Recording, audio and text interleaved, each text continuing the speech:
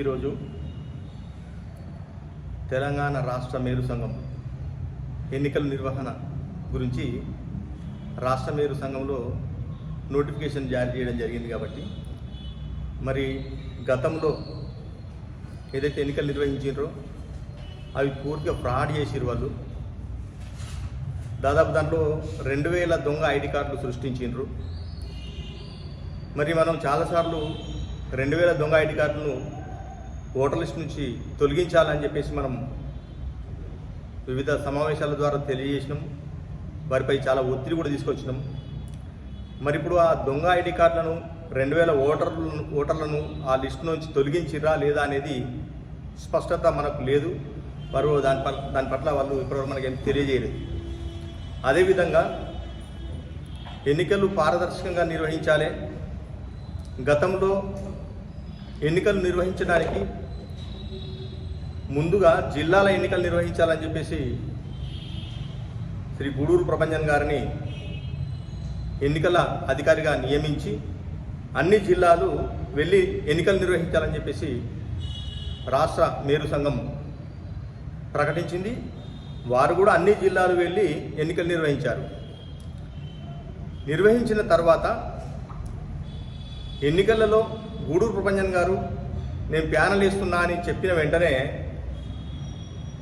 అదే రాష్ట్ర మేరు సంఘం అలర్ట్ అయ్యి మీరు అన్ని జిల్లాలు పర్యటించి ఎన్నికలు చేసి మన నియమావళి ప్రకారంగా 2.5 నిబంధనల ప్రకారంగా ఏదైతే జిల్లాలు, మండలాలు, పట్టణాలు ఎన్నికల కార్యవర్గ సభ్యులు ఉన్నారో వాళ్ళే రాష్ట్ర అధ్యక్షుని ఎన్నుకుంటారు. కాబట్టి మరి మీరు జిల్లాలు పర్యటించి ఎన్నికలు చేసిరు కాబట్టి మళ్ళీ మీరు అధ్యక్షులుగా పోటీ చేస్తే అన్ని మండలాలు, జిల్లాలు, పట్టణాలు అందరూ మీకే ఓటేస్తారు, నువ్వే గెలుస్తావు.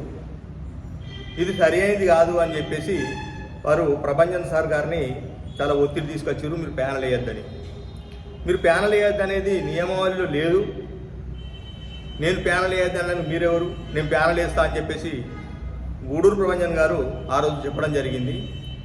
మరి అన్ని జిల్లాలు ఎన్నికలు చేసినటువంటి గూడూరు ప్రభంజన్ గారు మళ్ళీ ప్యానల్ వేస్తే అన్ని జిల్లాలు, మండలాలు, పట్టణాలు, అన్ని కార్యవర్గాలు ఆయనకే సంబంధాలు ఉంటాయి. ఆయన్నే వేసింది కాబట్టి ఆయనే గుర్తిస్తారు కాబట్టి అందరు ఆయనకే ఓట్లు వేస్తారు. కాబట్టి ఇప్పుడు గూడూరు ప్రభంజన్ గారిని ఎట్లా అడ్డుకోవాలి అనే దాని మీద వాళ్ళు కుట్రలు చేసి ఆ ఎన్నికలను ఏదైనా విధంగా చేసి ఆ ఎన్నికలు రద్దు అయ్యేటట్టుగా ప్రయత్నం చేయాలనే ఆలోచనతో వాళ్ళు ఏం చేసిర్రు, 2000 దొంగ ఐడి కార్డులు సృష్టించి అదేదైతే 2.5 నిబంధనను ఉల్లంఘించి ఆ మండలాలు, జిల్లాలు, పట్టణాల కార్యవర్గ సభ్యుల ఓట్లను మొత్తం తొలగించారు వాళ్ళు. అంటే ఆ ఓట్లు ప్రపంచసారి పడద్దంటే అవి తొలగించాలి. ఆ తొలగించుకుంటూ మళ్ళీ ఒక 2000 దొంగ ఐడి కార్డు తయారు చేసుకోవాలి. ఆ దొంగ ఐడి కార్డులతో గెలవాలి అనే ఆలోచనతో వాళ్ళు గతంలో ఎన్నికలు నిర్వహించింది. మరి ఇప్పుడు కూడా ఈ ఇన్ని సమస్యలు చోటు చేసుకున్నాయి. కాబట్టి ఈ సమస్యల పరిష్కారం 3 ప్యానళ్ళు చాలా సార్లు చర్చించుకున్నారు, మీటింగ్లు పెట్టుకున్నారు. కానీ ఆ సమస్య పరిష్కారం కొలిక్కి రాలేదు. రానప్పుడు మనం ఏం చేసినాము, వివిధ స్థాయి రిజిస్టర్ సంఘాలు, 2 ప్యానల్స్, మేధావులు అందరిని కలుపుకొని మనము జేఏసీగా ఏర్పడినాము. జేఏసీ ఏర్పడి ఈ సమస్య పరిష్కారం కొరకు మనం ఆలోచించి మనం ఏం చేసినాం, 3 ప్యానల్స్ కలిపి ఒక కార్యవర్గం వేయాలని చెప్పేసి ఒక డిమాండ్ కూడా అప్పుడు చేసినాం. కానీ వాళ్ళు అట్లా ఒప్పుకోలేదు. అదేవిధంగా కోర్టు దాకా వేయింది. కాబట్టి మరి ఇప్పుడు ఈ ఎన్నికలు వీళ్ళు ఏదైతే నిర్వహిస్తున్నారో అన్ని జిల్లాలల్లో వీళ్ళే ఎన్నికలు నిర్వహించారు. ఇప్పుడు మరి వీళ్ళు ప్యానల్లో ఉండద్దు అనేది ఆ రోజు వీళ్ళన్న ప్రతిపాదనే మేము అంటున్నాం. ఆ రోజు గూడూరు ప్రభంజన్ సార్ ఎన్నికలు నిర్వహించారు కాబట్టి ఆయన వద్దన్నారు. మీరు దొంగ ఐడి కార్డులు చేసిరు, దొంగ ఐడి కార్డులు తొలగించాలి. ఇప్పుడు ఏదైతే హడాక్ కమిటీగా ఉన్నారో మీరు ఎన్నికలు నిర్వహించారు కాబట్టి మీరు కూడా ఎన్నికలు నిలబడద్దు. అప్పుడు ఎన్నికలు పారదర్శకంగా ఉన్నాయని మేము గుర్తిస్తాం, మేము కూడా ఆ ఎన్నికల్లో పాల్గొంటాం అనేది చాలాసార్లు మేము చెప్పడం కూడా జరిగింది. మరి ఇప్పుడు వీళ్ళు ఈ ఎన్నికలు నిర్వహించే దాంట్లో ఎంత నిబద్ధత ఉంది, నీతి నిజాయితీతో నిర్వహిస్తురా మరి అని అంటే అంత ఫ్రాడే. జగిత్యాల 2 వర్గాలు ఉన్నాయి, అదేవిధంగా వరంగల్లో 2 వర్గాలు ఉన్నాయి. అది ఏ జిల్లాకు అయినా 2-3 వర్గాలు ఉన్నాయి. మరి రాష్ట్ర మేరు సంఘం ఎక్కడైతే ఒక సమస్య వచ్చినప్పుడు ఆ జిల్లాకు పోయి మరి 2 వర్గాలు వద్దు, మాకు ఒకటే సంఘం ఉండాలి, రాష్ట్ర సంఘం ఒకటే ఉంది, దీనికి ఇంత పనిచేయాలి, తప్పులను సరిదిద్దుకుందామని ఏ ఒక్క జిల్లాకు వాళ్ళు పోలేదు, సమస్య పరిష్కారం చేయలేదు. ఎక్కడైనా విభజించి పాలించే విధానాన్ని పాటించుకుంటూ రాష్ట్ర మేరు సంఘము లెక్కలు చెప్పకుండా అదేవిధంగా చాలా కోట్ల రూపాయలు దుర్వినియోగం అయ్యి అదేవిధంగా ఇప్పుడైతే ఏదైతే కొత్త కార్యవర్గం ఎవరన్నా మళ్ళీ కొత్త వాళ్ళు వస్తే రాష్ట్ర మేరు సంఘంలో కూర్చుండి వాళ్ళు సమావేశాలు జరుపుకుంటే మాకు అవకాశం ఉండదు అనే ఆలోచనతో వీళ్ళు ఏం చేసిర్రు, రాష్ట్ర మేరు సంఘం భవనాన్నే ట్రస్టుకు బదిలీ చేసిర్రు. అది ఒక నియమావళికి విరుద్ధంగా అధ్యక్షులు కానీ కార్యవర్గం కానీ వాళ్ళ పరిధి 3 సంవత్సరాలు ఎన్నుకుంటాం, 3 సంవత్సరాల దాకా వాళ్ళ పవర్స్ ఉంటాయి. 3 సంవత్సరాలు దాటిన తర్వాత ఆ భవనాన్ని ఒక ట్రస్టుగా మార్చారు. ట్రస్టులో ఉన్నది ఎవరు, మార్చుకున్న వ్యక్తులు అని అంటే వీళ్ళే. మరి ట్రస్టులో మార్చుకున్నది వీళ్ళే, దొంగ ఐడి కార్డులు చేసింది వీళ్ళే, టెండర్ల డబ్బులు తిన్నది వీళ్ళే, లెక్కలు చెప్పింది వీళ్ళే. మరి పూర్తి అవినీతిలో కూడుకుపోయినటువంటి వాళ్ళు మళ్ళీ మేము పారదర్శకంగా ఎన్నికలు చేస్తాం మీరన్న పాత బయల ప్రకారంగా అని చెప్పేసి వీళ్ళు ముందుకు వచ్చిర్రు.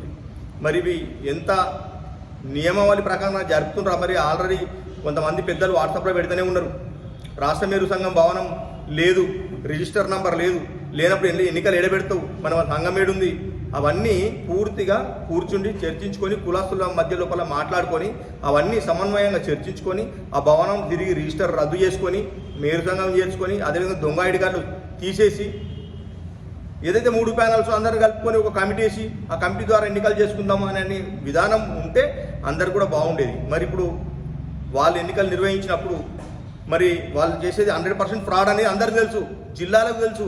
జిల్లాలలో చాలా వరకు వాళ్ళు చేసిన తప్పు, వాళ్ళు ఈ రకంగా దొంగ ఐడి కార్డులు చేసిర్రు, ఇట్లా మోసం చేసిర్రు, లెక్కలు చెప్తలేరు అని గగ్గోలు పెట్టి మమ్మల్ని రెచ్చగొట్టినటువంటి వాళ్ళు ఈరోజు వాళ్ళ పక్కన చేరిరు కొన్ని జిల్లాలు.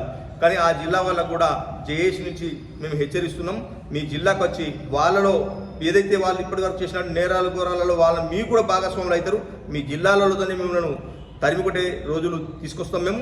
ఇది సరైన విధానం కాదు, తప్పును తప్పని ఉండరు. మీరు ఇంత నీతి నిజాయితీతో ఉన్నామని చెప్పేసి ఆ రోజు మమ్మల్ని రెచ్చగొట్టిరు, వాళ్ళు దొంగలు అన్నారు. మళ్ళీ దొంగల పక్కన ఎందుకు పోతున్నారు మీరు? కేవలం పదవి కొరక రాండి, పదవి ఏమి ఇస్తాం, ఏం పదవి కావాలి తీసుకోండి. కానీ ఏదైనా ఉంటే సంఘం మా అందరిది కాబట్టి అందరం కలిసికట్టుగా సమన్వయంగా కూర్చుండి ఒక మంచి పారదర్శకంగా నలుగురికి జవాబు చెప్పే విధంగా ఉండాలి. కానీ మీరే దొంగల పక్కన ఏరి దొంగలు అని చెప్పేసి మీరే మమ్మల్ని రెచ్చగొట్టి మళ్ళీ వాళ్ళ దగ్గరకు పోయి ఇప్పుడు మనం ఎన్నికలు పెడుతున్నాము అని చెప్పి అంటే ఇది సరైనది కాదు. మరి మనకు బలం ఎంత ఉంది, మరి ఎన్నికలు పెడితే ఎన్ని జిల్లాలు ఉన్నాయి అని అంటే 99% ఉన్నటువంటి జిల్లాల్లో చాలా జిల్లాలు మనకు అనుకూలంగా ఉన్నాయి. కానీ అనుకూలంగా ఉన్నటువంటి జిల్లాలల్లో మన ఓట్లను తొలగించింది. ఇప్పుడు వాళ్ళకు నచ్చిన వాళ్ళను హడ కమిటీగా పెట్టుకొని వాళ్ళ ద్వారా ఎన్నికలు జరిపించారు. వాళ్ళు ఎన్నికలు జరిపించినప్పుడు దాదాపు కొన్ని జిల్లాలు ఉన్నాయి, వాళ్ళు జరిపించారు, వాళ్ళు ఆ కమిటీలో ఉంటారు, ఆ జిల్లా ఓట్లు మొత్తం వాళ్ళకే వస్తాయి. అట్లా వాళ్ళు ఏం చేసారు, అన్ని జిల్లాలలో కొంచెం తీసుకున్నారు. ఇప్పటికైనా మనం నిజాయితీగా కొట్లాడచ్చు, గెలవచ్చు, 100% వాళ్ళను ఆ సంఘం నుంచి మెట్లెక్కకుండా కూడా చేయొచ్చు. కానీ ఇక్కడ ఏం జరుగుతుందంటే వాళ్ళు అన్ని మోసం ఇంకెన్ని చేస్తారో తెలియదు. ఈ ఎన్నికలు గతంలో చూసినట్లయితే ఎన్నికలు నిర్వహించేటప్పుడు మేము ప్యానల్లో నేను ప్రభంజన్ సార్ ప్యానల్లో కోశాధికారిగా ఉన్నా కాబట్టి పూర్తిగా నేను చూసిన దానిలో ఎన్నికల అధికారులను ఏదైతే ఆఫీసర్స్ ఉంటారో ఇంకు పెట్టేటోళ్ళు, స్లిప్ ఇచ్చేవాళ్ళు మొత్తం వాళ్ళ మనసులు పెట్టుకున్నారు.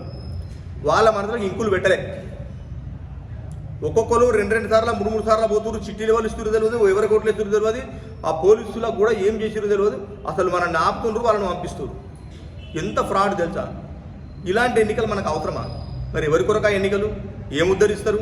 కేవలం రాష్ట్ర మేరు సంఘం ఖజానా దినటానికే మీరు ఆలోచిస్తే ఇది ఎంతవరకు కరెక్టు? మరి మేరు కులస్తులు కూడా అందరూ మేల్కోవాలి. ఇట్లాంటి సమస్యలు పరిష్కారం కావాలంటే ఒక్కరు ఫైట్ చేస్తే కాదు, అందరూ బయటికి రావాలి. ఇలాంటి సమస్యలు మనం ఈరోజు ఎదుర్కోకపోతే భవిష్యత్తులో రాష్ట్ర మేరు సంఘం చాలా ప్రమాదకరంగా మారబోద్ది. కాబట్టి ఇప్పుడు ఈ సమావేశానికి వచ్చినటువంటి పెద్దలందరూ కూడా దీని పట్ల మీ సూచనలు, సలహాలు ఇచ్చి మరి ఏ రకంగా దీన్ని చేద్దాం, ఎన్నికల్లో పోటీ చేద్దామా లేకపోతే వాళ్ళను ఎట్లా చేద్దామా అనే దాని మీద మీ సలహాలు ఇవ్వాల్సిందిగా కోరుచున్నాం. జై మేరు.